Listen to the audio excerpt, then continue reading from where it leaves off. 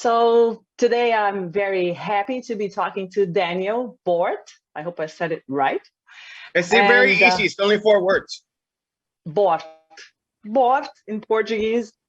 And CEO, co-founder at HappiTV, which I was happy to find out about. And I was well surprised by HappiTV because I'm an entertainment journalist and I was not aware of its existence until this moment. And I think so everybody can benefit from getting to know a little bit about the HappiTV. I'm actually going to read about HappiTV here on the HappiTV website, which is HappiTV.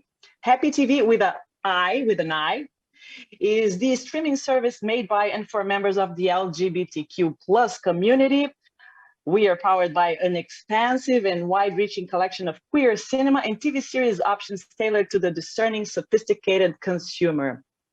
I just love the description, and I find that this is not only a great addition, it's like it's a one of a kind, it's a unique.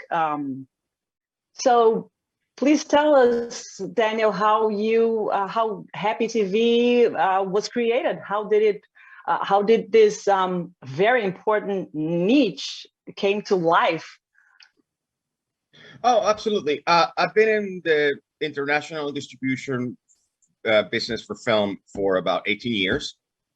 So my job is to know where the movies are and where the movies go, because that's part of the business. But I also, when I started my career 20-something years ago, I entered the queer space. I was working for a queer publication called LGMY in New York.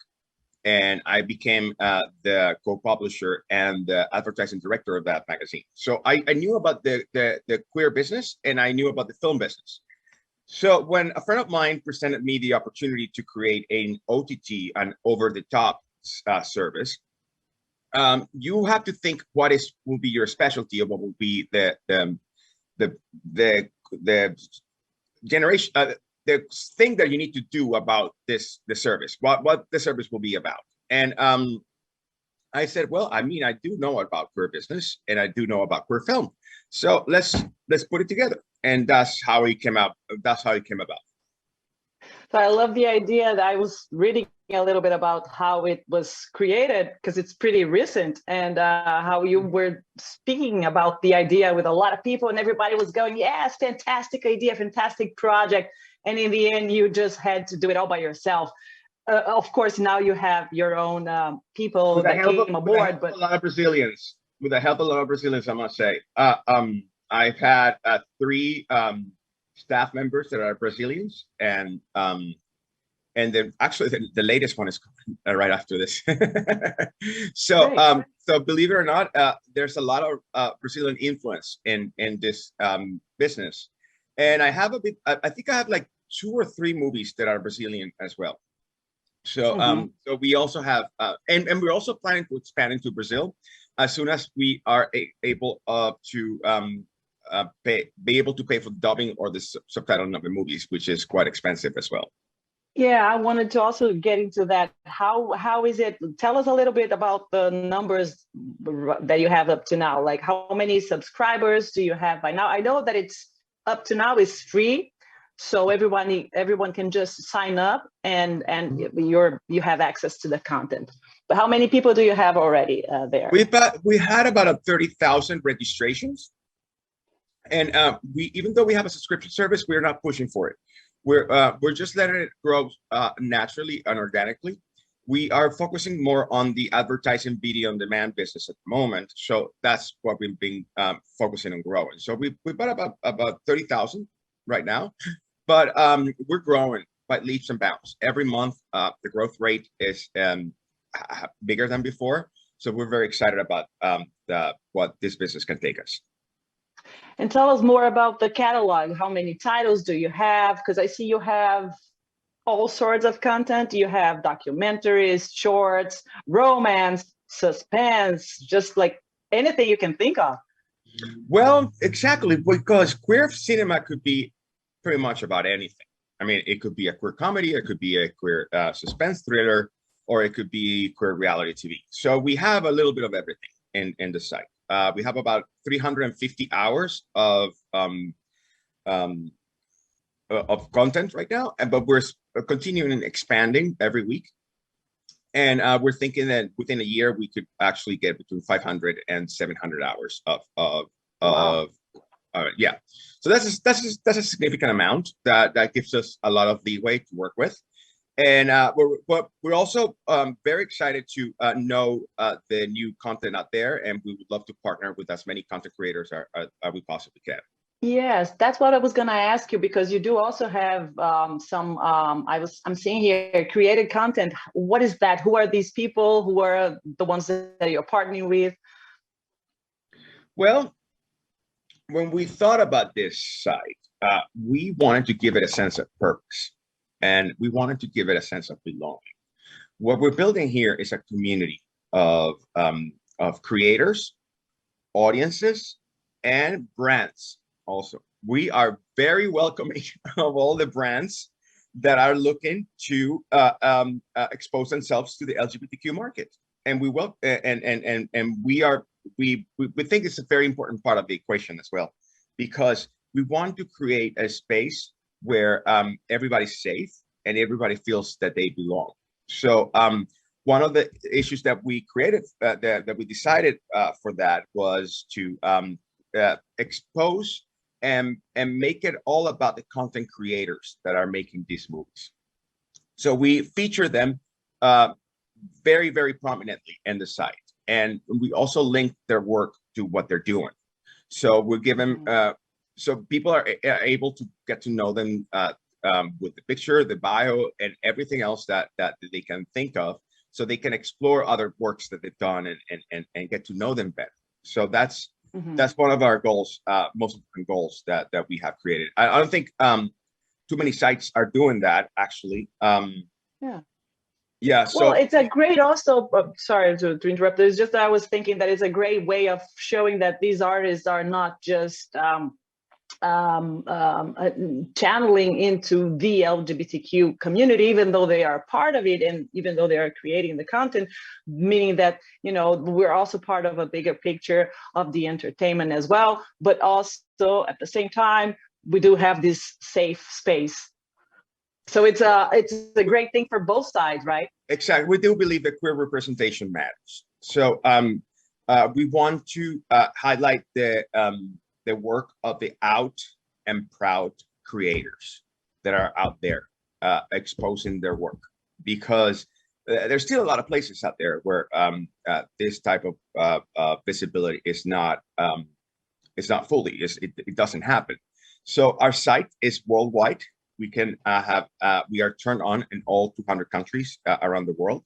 So in a way, we are trying to build a community that is not only for the countries where it is acceptable to be LGBTQ, but also for the countries that aren't as well. So I think that's a very important mission for us.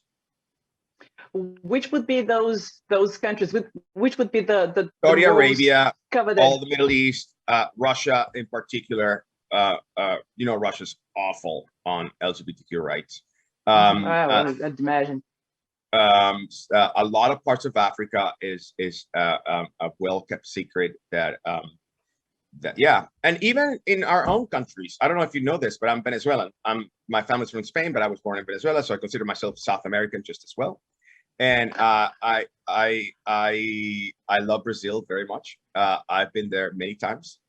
I've done business with Brazil for a long time, and even in Brazil, there's still a lot of homophobia, internalized homophobia out there that we're trying to create an antidote for. We're trying to through our visibility, we're breaking the barriers that we're going through. Yeah, which is one of the reasons I think it's a great, not only just a pioneer in the business, you know, editorial, content, development and all, but also of kind of really just breaking those barriers, because sometimes I also wonder who the audience is, because so many people can just relate to the LGBTQ community, just not really just by supporting it as well, and having interest in what's being done by those artists. Well, there's a funny factor. I mean, we welcome everybody. I mean, like, you don't have to be a member of the LGBTQ community to actually enjoy their films, of course. But we also believe that the strongest base are people are going to watch us as are part of the community, of course. But there's a well-known fact that the community is growing by leaps and bounds because of the people that identify themselves as LGBTQ. Our grandparents, what in America called the baby boomers, there was, I think it was a 7% acceptance or identification as LGBTQ. My generation, the Gen X's, I think it's about 13, 14, but then the millennials jumped to 20 something, and the Gen Zs are almost into 30. So, wow. So what means is that since the barriers are broken, not only it's also cool to become part of LGBTQ, they also believe that people are feeling much more freer to express themselves in a way that is acceptable to everybody. So this gives us better representation. Yeah, just a great moment to have HappiTV, I guess. Right. Can you tell us a little bit more about the plans? I see, because how long has it been happening? Because I saw that at first you were an app. Now we have the site. What are the differences in the way that it was first created? What changes in that matter? Well, we've been up and running since July 2021. So that makes us what, 9-10 months? Less than a year. Less than a year, yes. And we are three things. We are an app. You can find us on Android, iPhone, but also on Roku. I don't know if Brazil has Roku or Fire TV. Roku. Yeah. Okay, so the app. I think we do have Roku. Don't know now. Right. But if you look at the apps on the phones, you can find it. And in your television, there are several television systems where we can be found. But also, if you go to HappiTV.com, you can enjoy exactly the same that we have in the app. It's on the site.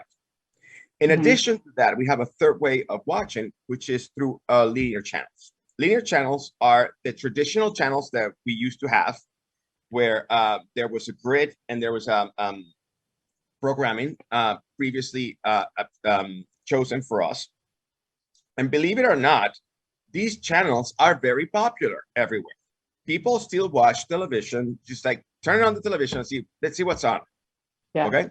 So obviously we're not into the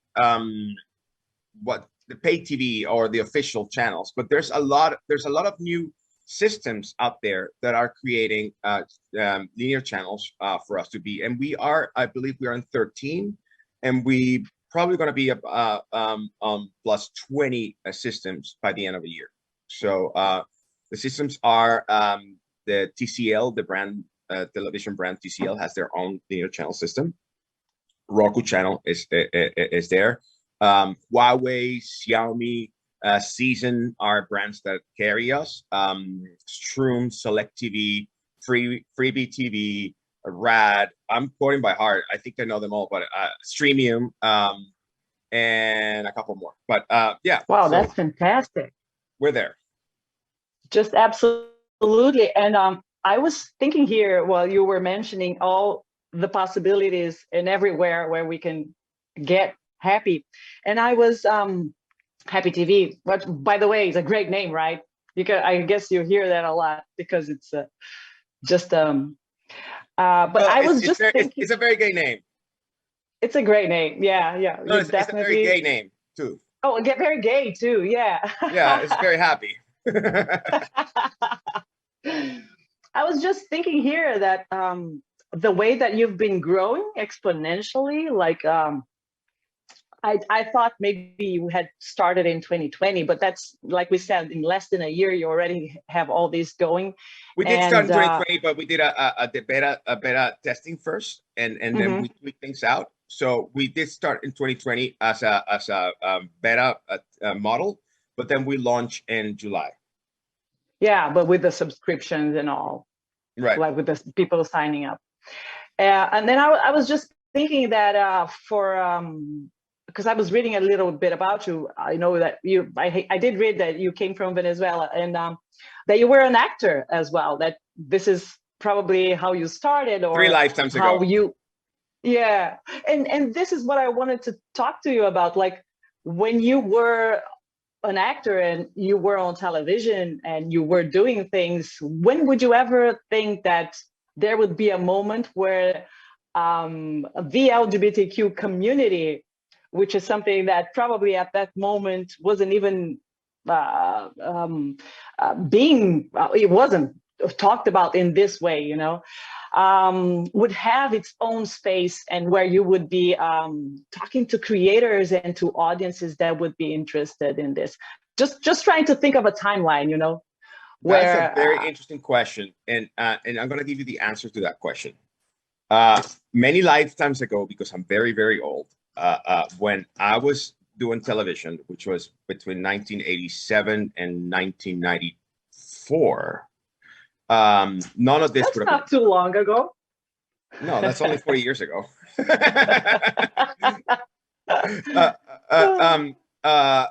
None of this would have been possible, okay? Because it was a completely different set of time. It was a different time, okay?